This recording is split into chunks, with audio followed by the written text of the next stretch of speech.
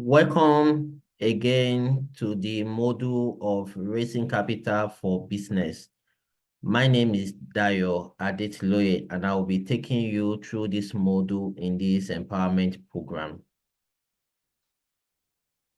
So if you are meeting me for the first time, I will take some minutes to go through some of my short profile.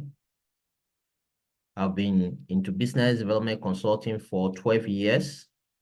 And I've worked with series of business projects and facilitation. I'm also a doctoral researcher in business administration. I've authored 7 business books. I've trained and coached over 5,000 SMEs. I'm a multiple grant awardee, won quite a number of grants. I'm the CEO of Adetiloye Business Hub. I've been trained at the EDC of the Lagos Business School and also at the Metropolitan School of Business and Management UK. Also, I've consulted for top organizations like NYC, GIZ, Propel, Worldwide Consultant, BDO, and TAFTA. So that is a brief about me. So today we'll be looking at our learning objective. By the end of this session, you must be able to learn how to define capital, what capital is all about. You must be able to understand the various methods and sources of capital available to businesses. I know raising capital is one of the challenges that SME face in Africa generally. We did a research and assessing fund top one of the challenges that SME face in Africa. Now, another objective we want to achieve in this session is to explore the advantages and the disadvantages of different capital raising strategy to determine the most suitable approach for specific business needs and goals. So there are strategies, but you really want to know the advantages and the disadvantages of each one. So we are going to study this together, and I believe that the session is going to be empowering. So what is capital? Because before we look at how to raise capital, we really want to define capital and know that we are sure what capital really means. So capital refers to financial assets or resources that are invested in a business or used to generate income or wealth. All right, it encompasses various forms of assets, including cash, equipment, property, inventory, investment, which can be utilized to produce goods and provide services and support business operation.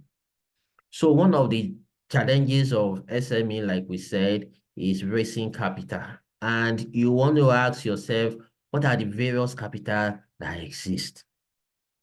All right. Like I was sharing the story of how I wrote my first business plan, and I needed about $200 to start that business. And I expected that somebody would give me that money. So that money is a capital. But there are other forms of capital to even start that business. So we're going to learn a lot of it today in this presentation. So we want to dig down into the different types of capital that exist. So the first one is financial capital. This is the one that we are aware of. This is the one that we know, which is the cash, the savings, the investment, or other financial instruments. I will call it money, or liquid assets. These are the one that we're familiar with, but this is not the only capital that exists. We have human capital, which narrows down to your skills, your knowledge, your experience, your ability of individual to contribute to the productivity and any potential. So human capital can be quantified when assessing a business. So imagine you want to raise, say, 5,000 USD. And because you are the owner of the idea, they also have the human capital base, you can put a percentage on that. So because you don't have the financial capital to start the business, but you have the human capital, you have something. All right. Another one is physical capital. Physical capital, these are tangible assets such as machinery, equipment, building, infrastructure, and other physical resources used in production or business operation. So imagine somebody is giving you a particular equipment and say, take this. That is physical capital. You can start something with that. There's one of my mentor, he started his hospital by somebody donated the bed in the hospital to him. Somebody gave him mattresses and things like that. At the end of the day, he was able to form something out of physical capital. So everything is not all about financial capital. So we also have what we call social capital. This is the networks, the relationships, the connections that you have built or that you have, which can facilitate cooperation, collaboration, and exchange of resources or information. Social capital is very, very important capital that you need to pay attention to. Somebody can give you information from your social capital and say, okay, apply here, you can get a grant. Apply there, you can get resources. Okay, I will give you a letter. Take this letter to so distributor. They will give you some goods on credit. That is social capital. And you will start that business and people will look at it that, wow, you've opened your business and you have so number of stocks and they don't know that you don't have financial capital to start it. Another one is intellectual capital. Intellectual capital encompasses tangible assets such as patents, copyrights, trademarks, trade secrets, intellectual property rights that you have for your business. That can be quantified. That unique idea, that technical know-how that you can use to create value for your business. These are capital that you need to understand so that by the time you go to negotiation table, you'll be able to present the forms of capital that you have in exchange for financial capital, because financial capital is still very important when you are starting business, but you must be able to also organize other form of capital that you have to the negotiation table, and you'll be able to tell them that you have this form of capital already. Now, we want to now understand the various methods and sources of capital and then that are available to businesses. All right, so we're going to do a very in-depth study here so that you can understand the one that is available for you to start your business. So the first category of sources of capital I want to mention is personal financing. All right, and most of the time, people will not take you serious if you have not invested personally into your business. So the first is personal savings.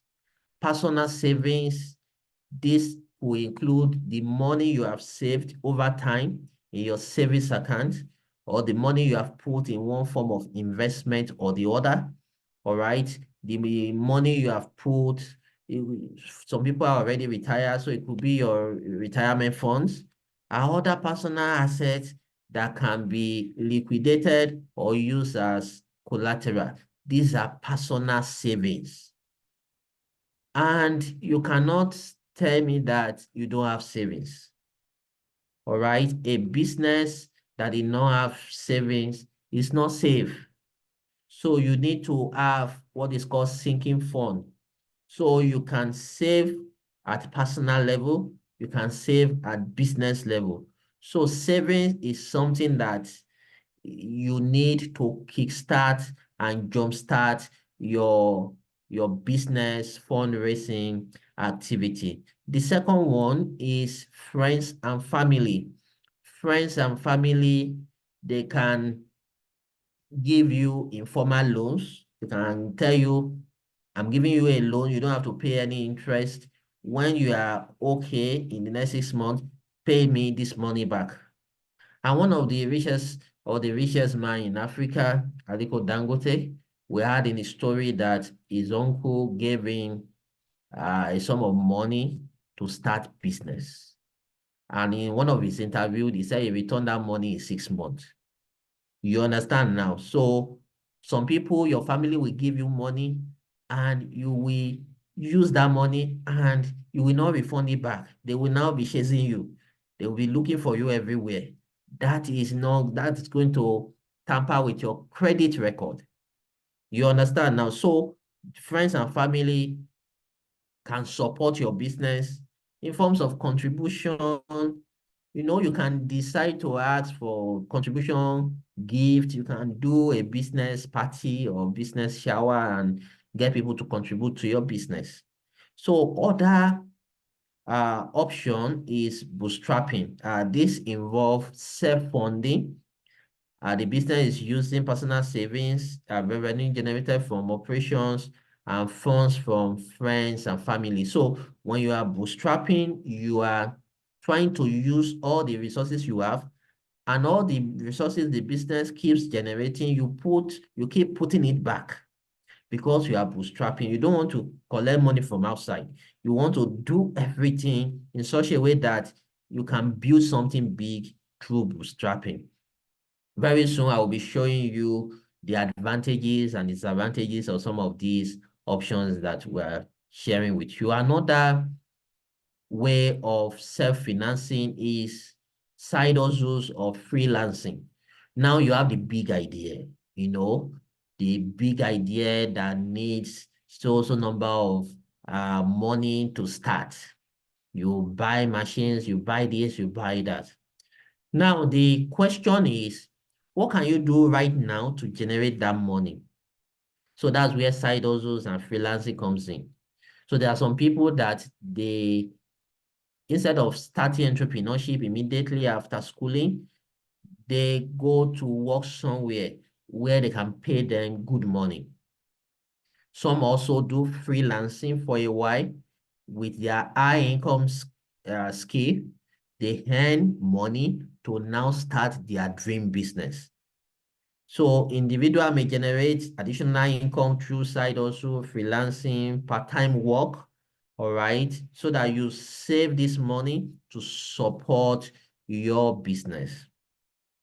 Now, the next one is called debt financing. Debt financing is what we call loan, all right? The first institution that can give you loan is called microfinance institution.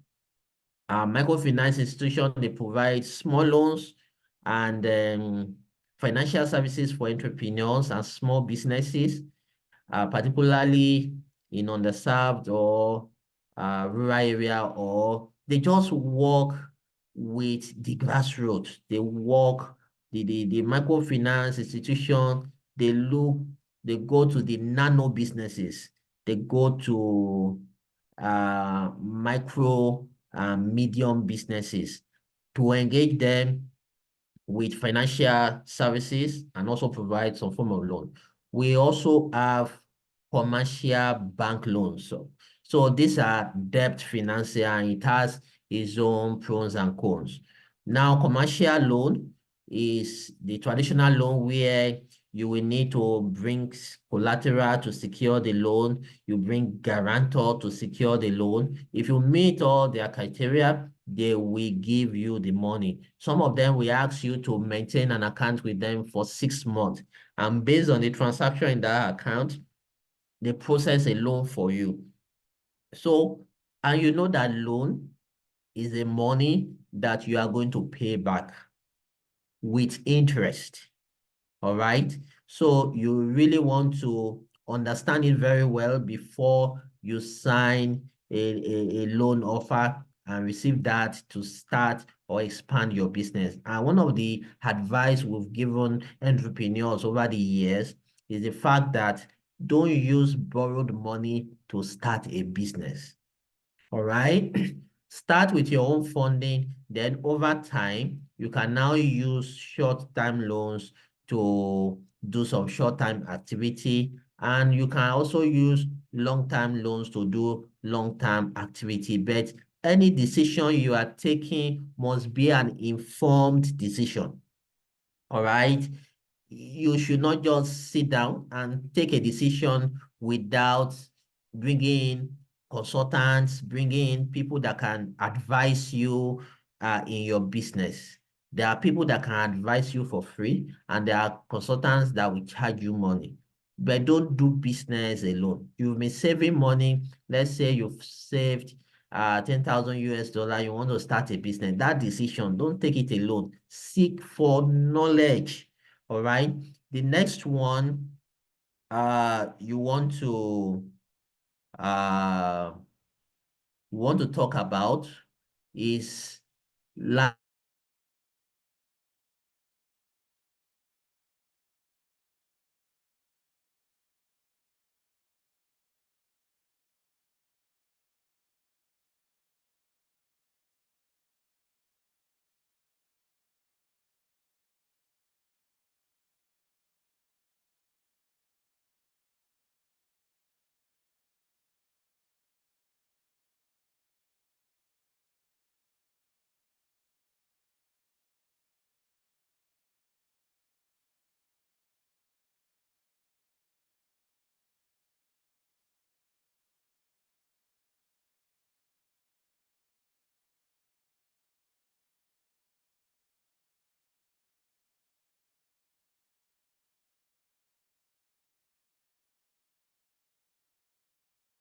All right, sorry for that break in transmission.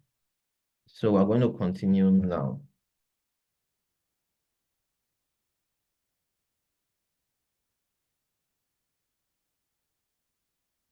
Okay, so the next one we want to consider is line of credit. Line of credit. Now, the line of credit will give you opportunity for you to borrow funds up to a predetermined limit as needed, usually used for short-term working capital needs. So your bank can give you line of credit, for example. Another one is supplier credit. This supplier credit is a trade credit arrangement with suppliers allowing businesses to defer payment for goods or services received, providing short-term financing without interest charges. So supplier credit is a very good one that you can also use as a means of starting or expanding your business. All right. The next category of financing is called alternate financing. Alternate financing. This alternate financing, we have quite a number here. One is government and foundation grants. So maybe you have been hearing about grants, and you really, really want to be part of it. But before I take us through this,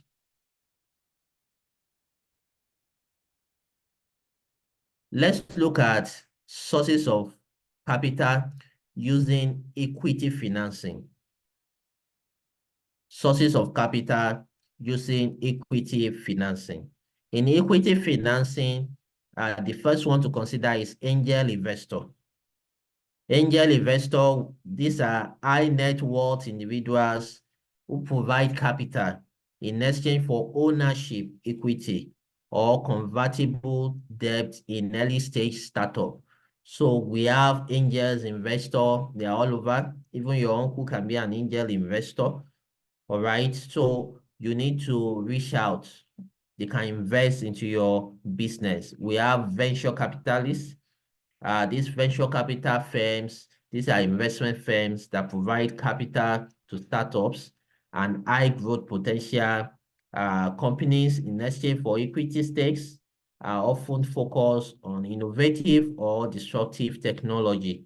So when it comes to equity, that means you are parting with part of your company shares so that people can come in and come with their financial capital.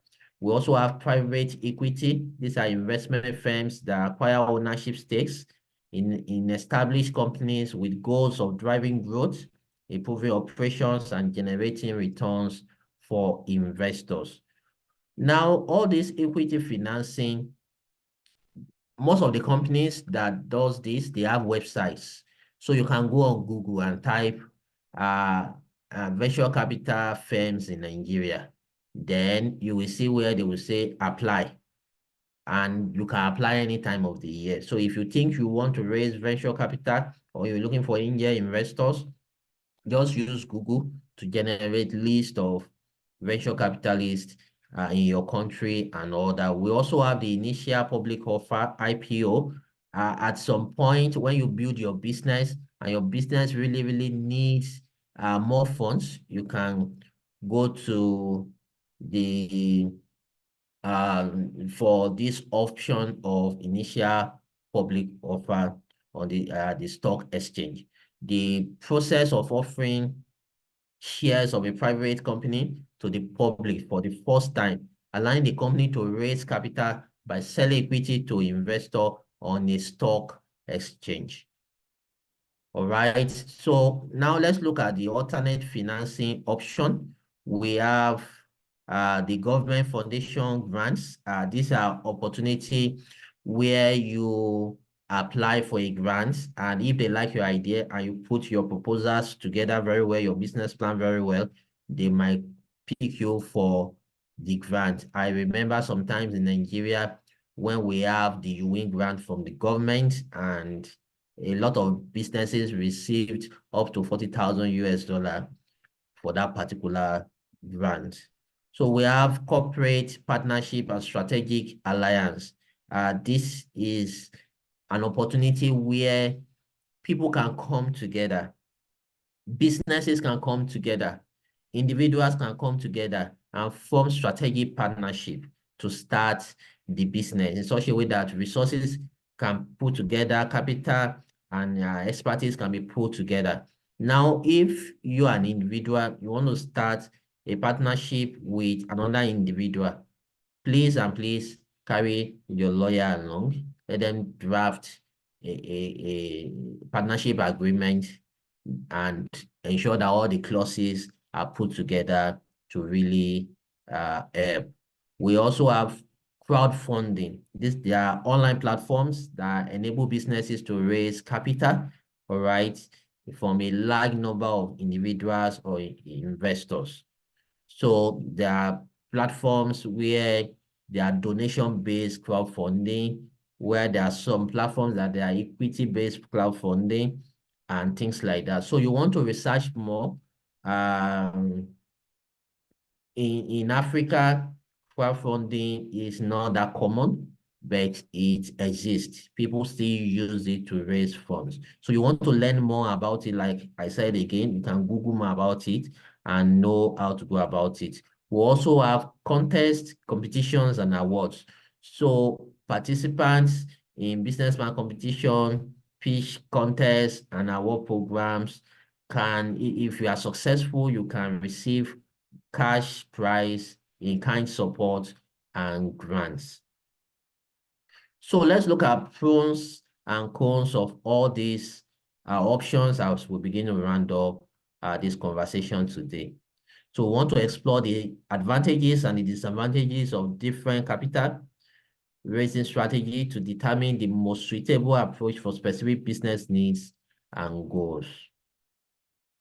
Now, the first one is personal savings, and the pros, which is the advantage, will be that you can easily access is your money. So if you want to use your money to start a business, you don't need to seek anybody's permission, all right? So easily accessible. And one of the things I tell people is that if you're going to borrow yourself money from your own personal savings, set a target on how soon that money will return back to your savings. Very important. So that you can begin to build your capital base through your savings. So now you are in control of it. It's flexible, no debt, you are not owing anybody, and commitment, you committing your money into it. Now, the disadvantage will be that it's risky. If anything happens to that business, all your savings, they are gone. All right. Now, limited funds. It's possible that you've not saved enough, so your personal savings cannot start your business. All right. Then opportunity cost. You'll be looking at, should I start this business? If I put this money into maybe fixed deposit, will it yield me better instead of starting this business? What of if I put this money into bonds and all these financial instruments? How will it perform? So you begin to consider that. Then we have lack of diversification. If all your money is in one business and you are not even sure if the business will do well, then if anything happens, your money is gone. And prayer. So you might also be under prayer to perform because all your money is in one particular venture. Now, another one we want to consider is the debt financing. For debt financing, uh, the advantage is that you will still retain ownership of your business, all right? You will still retain ownership of your business. You will also be in control of the business. You can predict the repayment terms of the loan, then the interest tax deduction is also there. But the disadvantage is that repayment obligations. If you don't calculate your debt financing very well, you might just discover that the business is not doing well and cannot pay the loan. At the end of the day, the business is collapsing. All right. So collateral requirements, before they give you a loan, most of the organizations, financial institutions, they will ask for collateral, they will ask for guarantor and things like that. Also, the financial leverage risk is also there. Now, equity financing, the pros of this, no obligation for repayment. When the money comes, you are not repaying it back.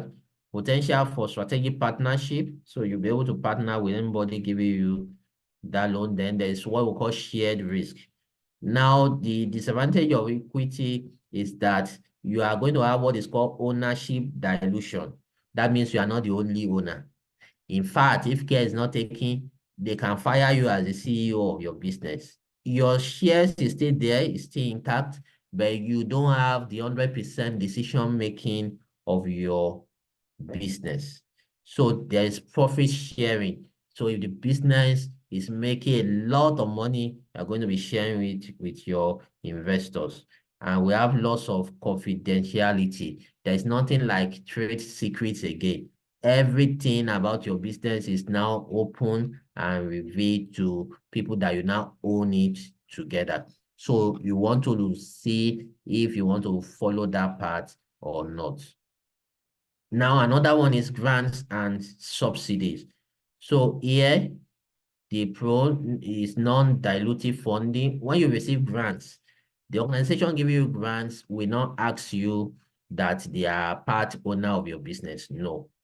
Like I can tell you that because I've won quite a number of grants, and I can tell you that um they are not part of ownership of my business. So we have validation and credibility. When you receive grants, is as a result of validation and credibility. In fact, most of the investors, when they see that you have won grants, it's like a validation that, wow, if you can win grants, then we would like to partner with you. So, and those grants are for specific projects. So we also have competitive, the disadvantage now, we have competitive application process. There are some competitions, they might tell you they are picking 10 people and over, say, 50,000 people are applying and they are picking 10 people. Yes. The Tony Elumelu grant, they pick 1,000 from in the whole of Africa every year.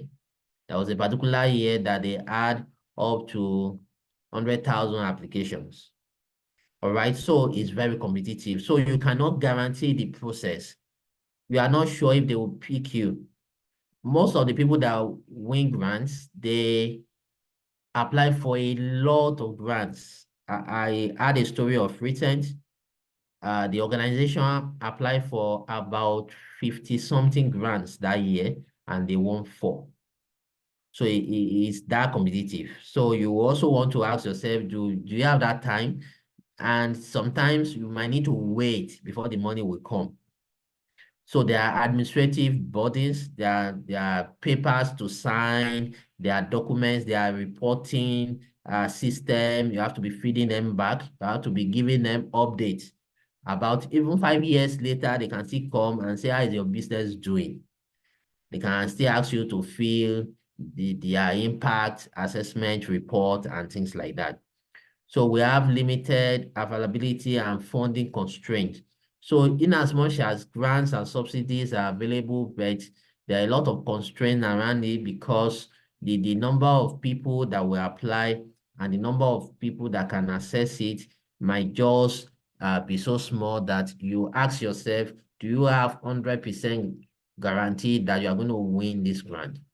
So these are things you need to consider. But for me, I will also encourage you to apply for some of these grants as you see them. Because when you win one, it's like a validation that what you are doing is good. We also have crowdfunding.